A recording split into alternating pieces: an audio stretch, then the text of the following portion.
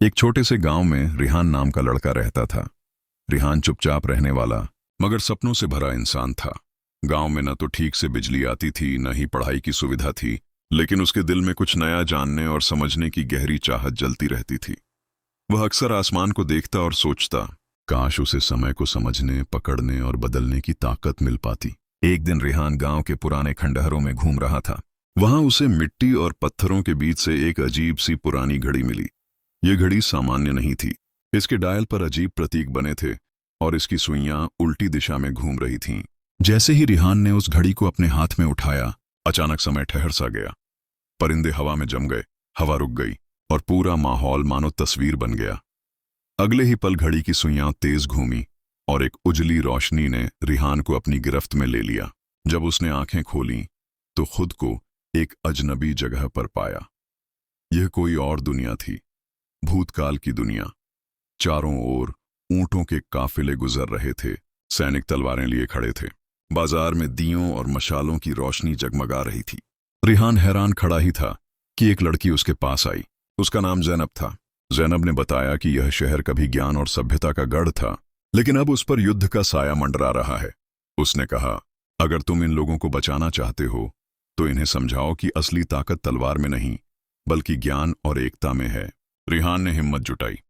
उसने लोगों को इकट्ठा किया और उन्हें बताया कि अगर वे आपस में लड़ेंगे तो सब बर्बाद हो जाएगा, लेकिन अगर वे शिक्षा और समझ का रास्ता चुनेंगे तो उनकी आने वाली पीढ़ियां रोशनी में जी सकेंगी। लोगों ने उसकी बातें सुनी और धीरे धीरे उनकी सोच बदलने लगी। अचानक घड़ी फिर चमकी और रिहान एक दूसरी दुनिया में पहुंच गया। यह भविष्य था। गगनचुंबी इमारतें आसमान को छू रही थीं, कारें हवा में उड़ रही थीं और इंसानों के साथ रोबोट भी काम कर रहे थे। शुरुआत में सब कुछ अद्भुत लगा, लेकिन जल्द ही उसने देखा कि यहां भी लोग दो हिस्सों में बंटे हुए हैं। एक समूह विज्ञान और तकनीक से भलाई फैला रहा है, जबकि दूसरा समूह लालच और ताकत के नशे में सब कुछ तबाह कर रहा है। वहां एक आदमी ने रिहान से कहा, यह भविष्य तुम्हारे जैसे फैसलों पर खड़ा है। अगर लोग ज्ञान और इंसानियत का साथ देंगे तो यह दुनिया स्वर्ग बन सकती है, लेकिन अगर वे स्वार्थ और लालच में डूबे रहे तो सब कुछ मिट जाएगा। रिहान यह सब देखता रहा।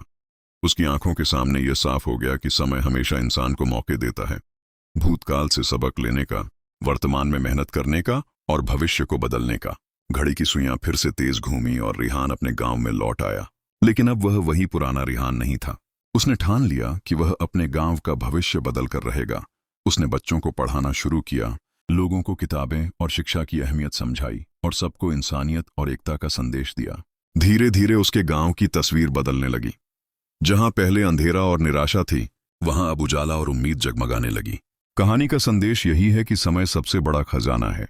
अगर इसे व्यर्थ गंवा दिया तो इंसान के हाथ सिर्फ अंधेरा आता है, लेकिन अगर इसे ज्ञान, मेहनत और इंसानियत के साथ जिया जाए तो भूतकाल से सीख, वर्तमान में मेहनत और भविष्य में सफलता इंसान की किस्मत बन जाती है।